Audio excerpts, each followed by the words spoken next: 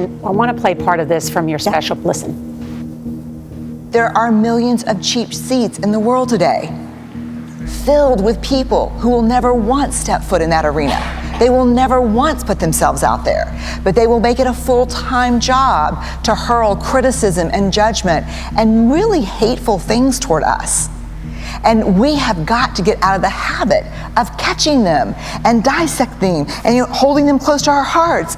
We gotta let them drop on the floor. Don't grab that hurtful stuff from the cheap seats and pull it close. Don't pull it anywhere near your heart.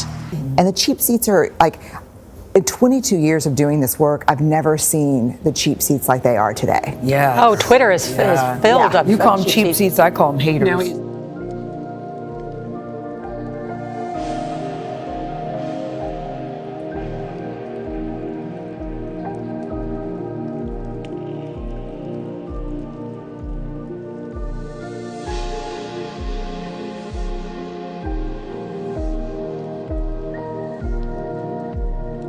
Around the world, more and more people are living alone, which is not necessarily the same as loneliness, which is so bad in the UK right now that the government has created a minister for it. Researchers say suffering through it can be as lethal as smoking 15 cigarettes a day. What is loneliness? How do we define that in kids? Yeah, and that's important because loneliness is really a subjective feeling, right? So you can be lonely in a crowd. Right. So it's not really about kind of having people around necessarily, it's how the individual feels themselves. Okay. Yeah. Okay. So that's a clear distinction to make. So I just think, I agree with it, this is such a huge problem. It's like solving the problem of humanity. You can't, I mean, loneliness is part of the human condition. You can't just say, well, I'm a minister and somehow loneliness will be solved. There are significant and very real health risks that are associated with this. Very much so. Loneliness now is a greater public health concern than obesity and smoking combined. People don't think of loneliness as a problem or something they think, well, I'm sad. They don't identify the loneliness, but it's absolute work. You have to take it seriously. I think it was quoted in that report that a personal misfortune is becoming a social epidemic. What are the consequences, do you think, of that as somebody who studies people's minds and the way they work, Jackie? You mean that loneliness is a it's a personal misfortune, but it's becoming a social epidemic. If it's an epidemic, what are the consequences? Well, the consequences are more depression, more early death, premature death, more of a sense of polarization in the society that we've been seeing, especially in America, where one side can't imagine even talking to the other side.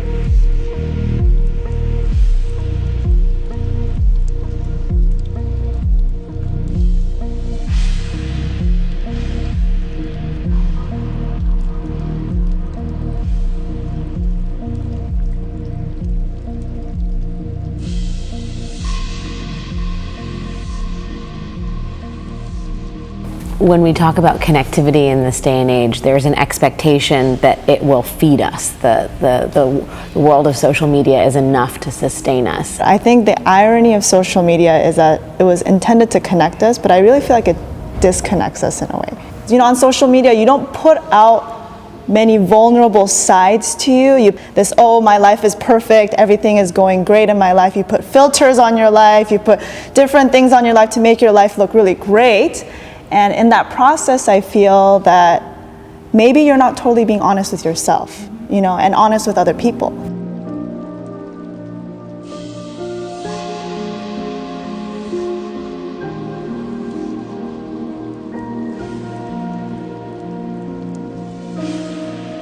Don't take criticism and feedback from people who are not being brave with their lives. You know, we can't. And here's the thing. Here's what I've discovered. If you sum up all the research over 20 years, everyone wants to be brave. No one wants to be vulnerable. Yeah. And that is the rub. You know, that is what we'll reconcile our entire adult lives, is how do I be brave with my life, with my work, with my partner, with my kids, and stay safe and armored at the same time? And the answer is you don't.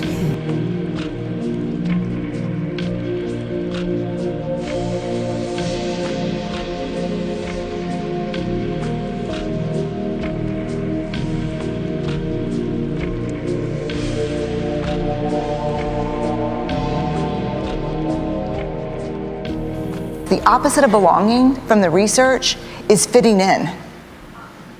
That's the opposite of belonging. Fitting in is assessing and acclimating. Here's what I should say, be. Here's what I shouldn't say. Here's what I should avoid talking about. Here's what I should dress like, look like. That's fitting in. Telling your story and never betraying yourself for other people. True belonging doesn't require you to change who you are. It requires you to be who you are. And that's vulnerable.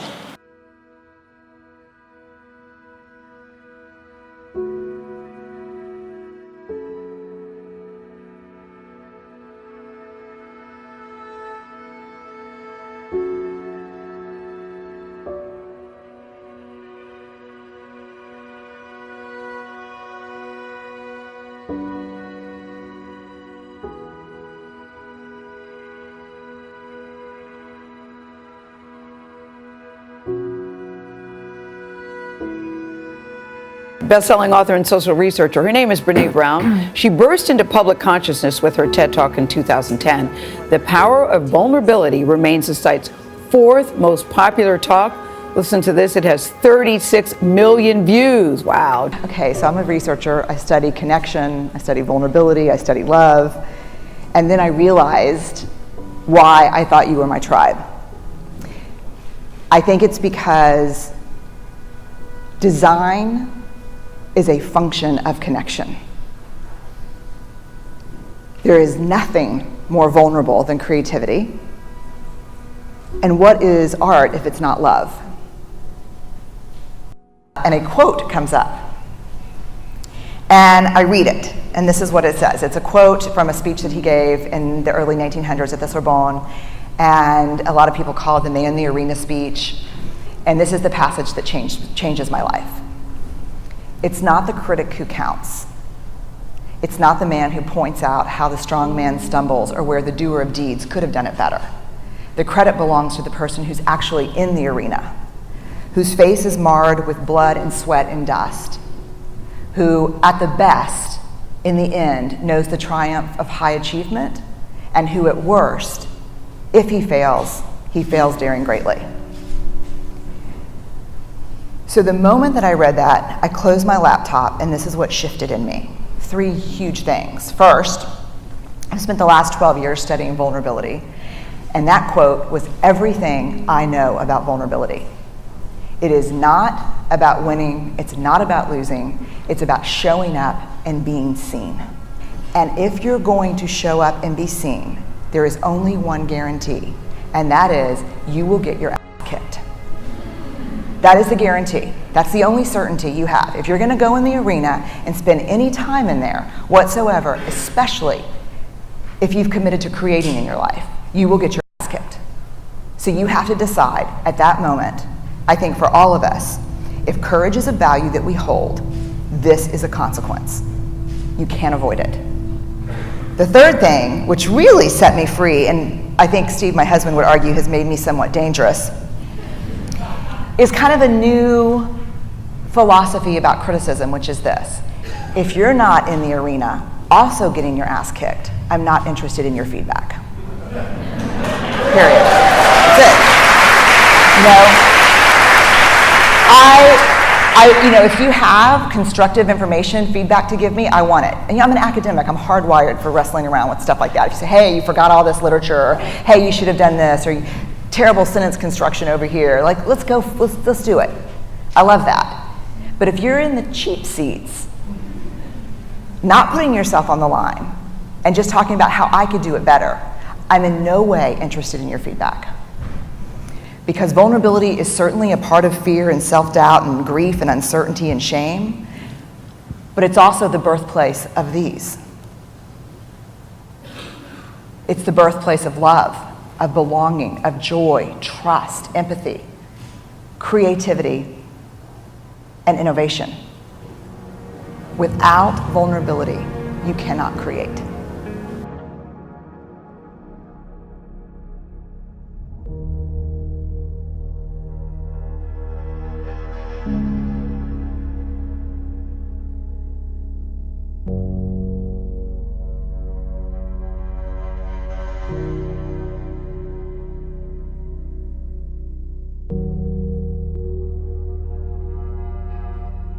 you.